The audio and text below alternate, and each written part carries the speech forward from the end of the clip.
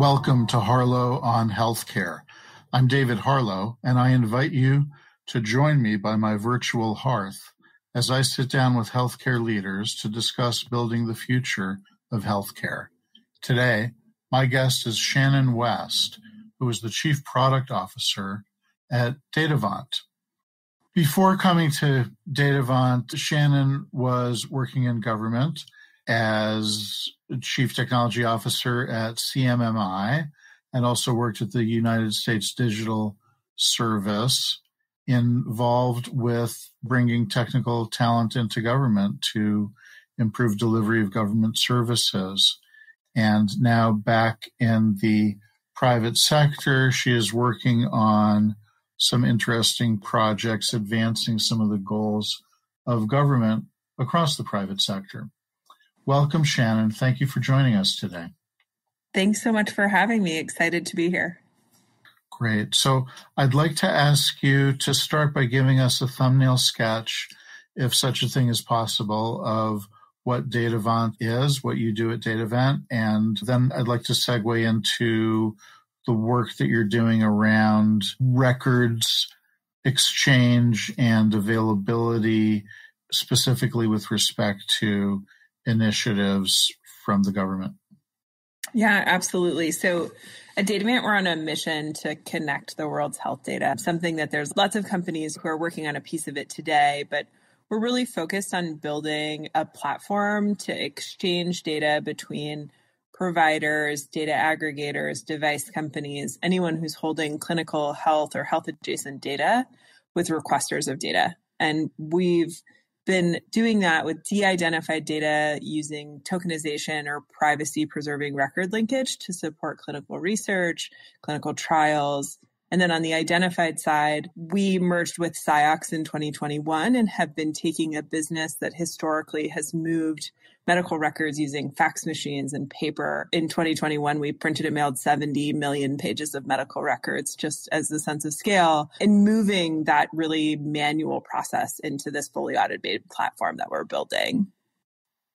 Sure. And with the advances in interoperability technology, interoperability requirements from government, there's hopefully a lot less paper in your future. Yes, we are definitely hoping so, and betting on it, frankly. I think it's the regulatory landscape, what's happening in terms of a general desire for structured data that doesn't just come in a scanned copy of a PDF is really driving this potential opportunity for us to both connect to and share clinical data in a way that I think we've really never seen as an industry. Right. And maybe we can, through that lens, get into some of the specifics about a project that I know you're working on. But you mentioned structured data, and this is always a key point that I like to explore.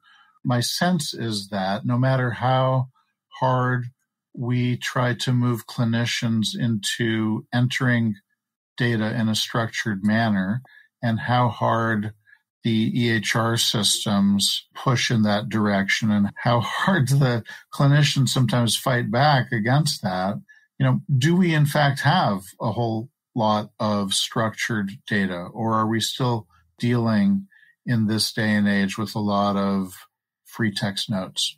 Yeah, that's a great question. And I love that you brought up kind of clinician perspective. I was sitting watching a clinician last week enter data into an EMR, and just the magnitude of the number of checkboxes on the screen, I think, made me remember how much we've tried to force behavior in clinicians that might not align with how we actually want care delivered. And the reality is we're collecting a fair amount of information in a structured way, but there is still so much unstructured data, and not just in the EMR, but outside the EMR, right? When we talk about PACS systems, imaging, when we talk about any of the monitoring or anything else that's happening, I think that there's tremendous opportunity for us to really think thoroughly and thoughtfully about what tools we use to take unstructured data and bring it into a format or normalize or even structure to be used in the future by all sorts of applications or for different use cases that we haven't considered. Maybe Chat GPT is the defining moment for that. I don't actually think that, but it could be. You never know. Right. Oh my gosh. So many problems on that front. from my Yes. perspective, right? One interesting description of the service that I saw somebody deliver in an interview on NPR was basically, think of these conversational AIs as a overeager, omniscient intern who sometimes lies.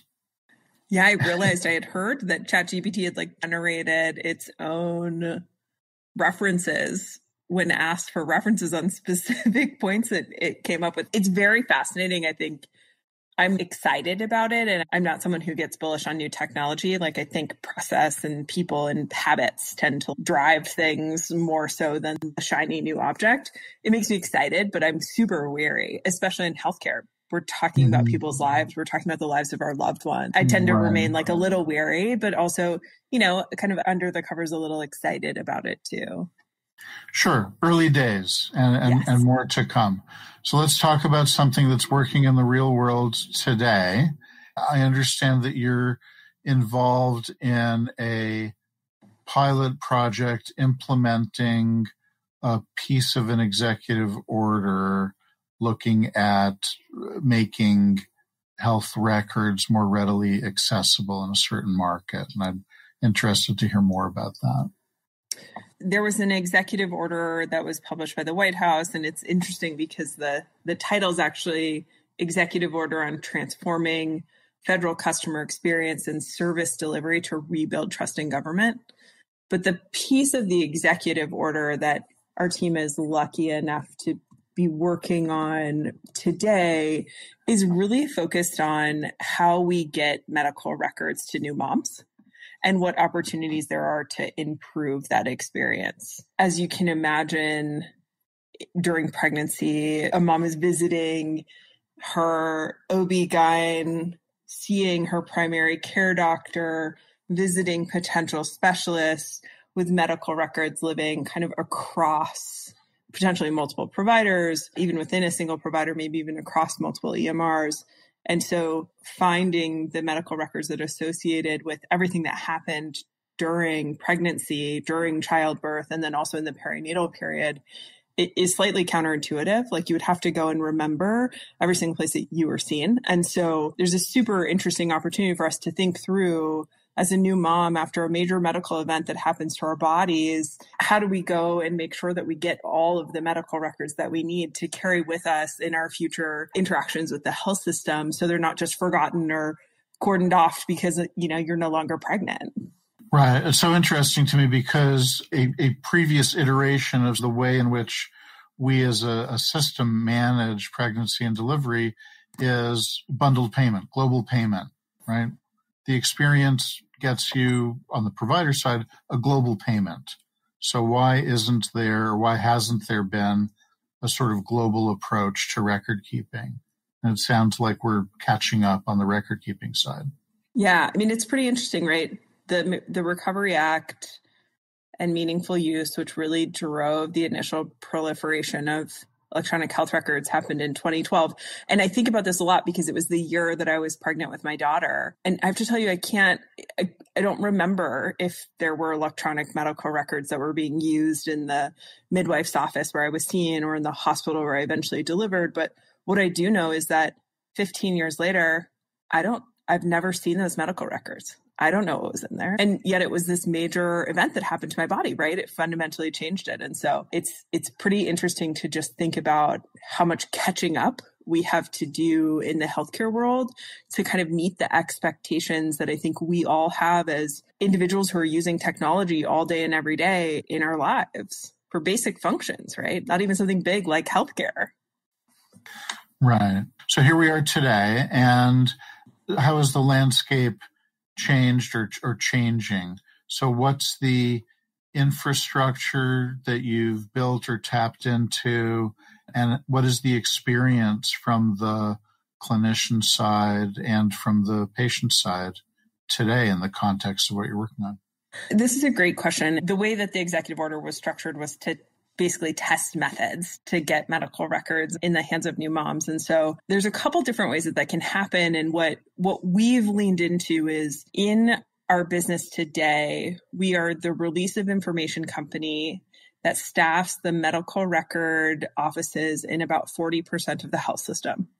So when someone calls to get their medical record, emails to get their medical record, shows up in person to get their medical record, you're typically interacting with an employee from SciOx, the Datavant company. What we really wanted to lean into was creating an inclusive solution that meant that anyone in any socioeconomic status, regardless as to whether or not they had internet or smartphone, could really get access to the medical record. And we do that by having a form that's filled out that basically selects medical records for a new mom and grabs the medical records that are associated with a specific point in time across multiple visits in a health system in order to collect and return back to a new mom the medical records from pregnancy and the perinatal period. The interesting piece about that is the kind of juxtaposition to the alternatives that are available today, which are, there's been a lot of excitement around medical records on our iPhones or medical records that are available through third-party applications, which is not I was going to go there. So how is this different from what I might be able to do if I had an iPhone? Yeah, that's a great question. So really what we wanted to do is lean into something that felt very inclusive in terms of the ability to access the medical record. So it gets returned in email. It does not require you to have a third-party application. You don't have to have your data kind of flowing through the set of connections that have been built to support patient access, which are super exciting, by the way. They just are not for everyone.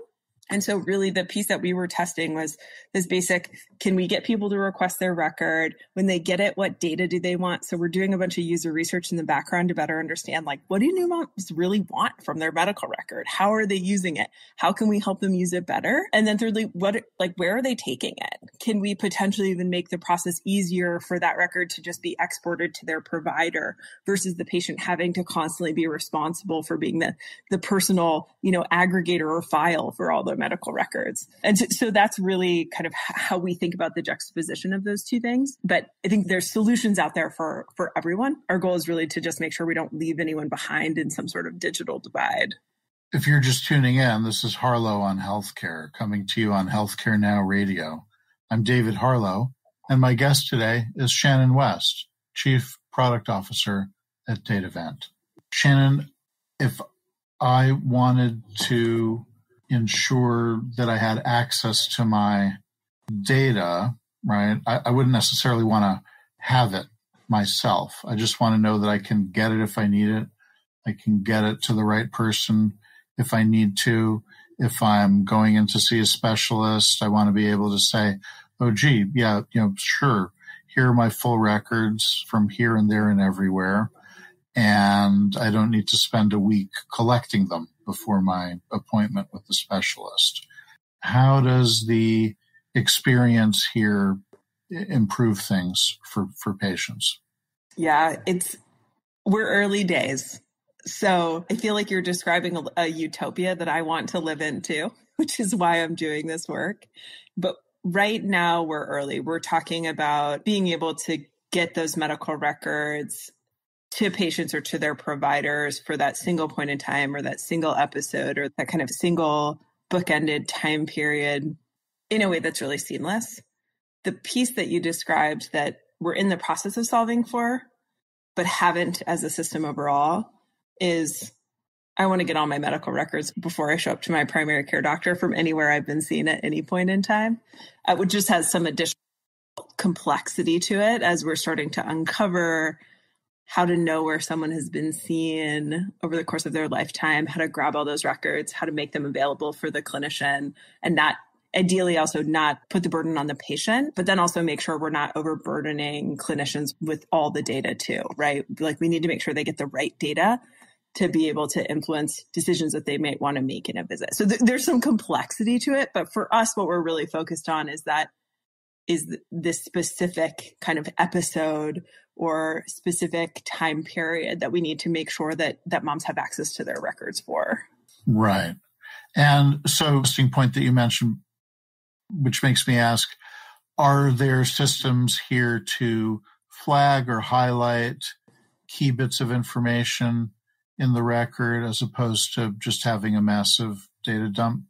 Yeah. So in general, there are, I think as an industry, we're still defining them. On the Datavant side, or what we've built today, we don't currently do that. We work with partners who do, whether that's an analytics firm or another application that the provider is using, in part because that choice is typically based on how providers want to practice or what they believe is the most important. So we're early days for that. I think as an industry, we're early days in general, but are getting closer to being able to better understand what are the most important data elements in a variety of situations.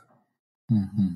So tell me a little bit more about the implementation thus far, and what are the learnings or the potential learnings for other clinical partners or other specialties? Yeah, that's such a great question. So we started off with a single partner, which was Sentara Health System. They were really interested in just kind of constantly delivering good new value for their patients. And this was something that they could lean into in doing that. When we kicked it off, we started to track just responses and feedback from the individual users or requesters in the system. And we were seeing things like, out of the people who left feedback, which was about 70% of users, we were getting like 97% positive feedback. And people were leaving us quotes like that it was quick, it was easy to use, easy, very painless. It's super interesting. I was describing this to someone the other day. The tool's really simple. Like when an average, maybe even like slightly technical user goes to use it, you're like, this is it. But people love it because I think we've been so burdened in healthcare by things that are just difficult to use. So we rolled it out with Sentara. We've since expanded to a number of other health systems in this process of continuing to do research, both meeting with moms who have not yet used the tool to get feedback from them on what information they would be interested in, getting feedback from them on the tool itself, and then also collecting feedback from people who've used the tool so we can continue to iterate and make it better. And that's everything from how is the user experience? What are you doing with your data? Did you get enough of the data that you were looking for? Should we expand it? What else can we include? What would be helpful? And so we're kind of in the middle of that process right now. And our goal is to publish a white paper that shares some of those findings, just in hopes that we can continue to lift up the industry as we're all looking at ways to better serve patients. Sure. So when you say, what do we do with the data? How does it serve patient? How does it serve a clinician working with the patient? Does this sort of data sharing ultimately improve care? I assume that's sort of the core underpinning of the whole exercise, right? And do we know how that works? Do we know if it works? Is it helping? Can it help?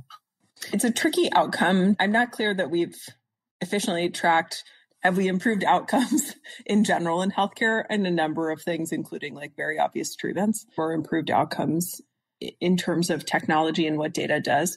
What we're hoping to learn in the process, and maybe to just share a little bit of kind of the backstory and some of the impetus from when this came about inside the government. There was a listening tour that had happened where a team inside the government got an opportunity to meet with a number of moms who talked about kind of their experiences of what it meant to go through childbirth or to go through post-childbirth without having access to those records. And we heard stories like a mom who had a high-risk birth before, didn't have her old medical records in front of her new doctor, and she was really concerned that this birth might also have some of the same complications, but felt like without the medical record, she couldn't effectively communicate that, or maybe the doctor wouldn't hear that or listen.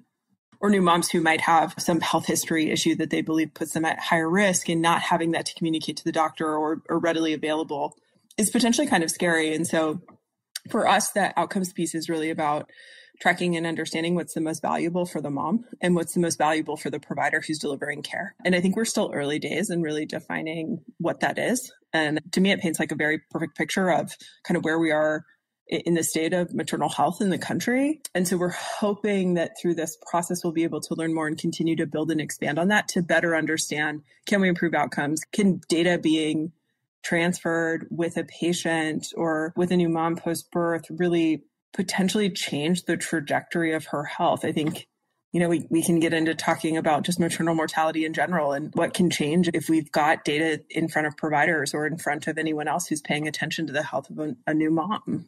Sure. a lot of opportunity for improvement. So turning back a little bit and maybe drawing a little bit on your experience in government, this is all sort of built on a clause of a section of an executive order, right? And the executive order was basically directing different agencies within government to try some new stuff and see how it works, how it can help people in different domains. And this is helpful, and it doesn't seem to me like we need a new act of Congress or a new regulation at CMS or elsewhere in HHS in order to advance this idea. It's something that sounds like a good idea. If it works, people will adopt it. We don't need a law. There will be other things, though, that will require action either by the White House or the administrative agencies or will require an act of Congress. So do we have a way forward, do you think, to work without necessarily requiring an act of Congress here? Not for this particular project, but for adjacent opportunities. Yeah, I have pretty strong feelings in this, which is for the most part, I think we have the regulatory framework that we need to drive data sharing, and it's HIPAA. I think there are lots of people who might not agree with me on this, but I think HIPAA is one of the greatest pieces of regulation because it's something that really, I think, is timeless, and it has moved well in a world where we're not just talking about paper medical records, but we're also talking about digital medical records as well. And I think the reality is what drives behavior around data sharing is both consumer demand and patients really leaning in and saying, I want my medical records. Doctors leaning in and saying, we need medical records in order to deliver the best care for our patients. I think true for administrative functions as well. The piece that I would say I think we're still a little bit behind on is when we think about incentives across the health system, maybe more specifically how we fund health insurance or how we pay providers. There's likely areas there for us to be better aligned on, where I think that regulatory intervention could help. If we think about the future of kind of value-based care, which I know is a little bit of like a hand-wavy buzzword, but when we think about a world where we're paying for outcomes, that really drives this need to have data moving with a patient, to have data moving between an insurance company or a payer and the provider or any other entity that's involved in managing or delivering care. And so I think that those are the pieces I'm most interested in. I'm less interested in or less bullish, to be frank, on anything that's like a specific requirement around a technical solution that someone should build.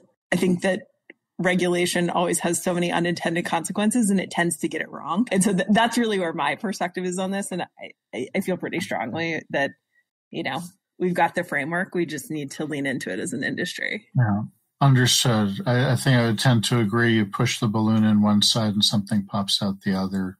Absolutely.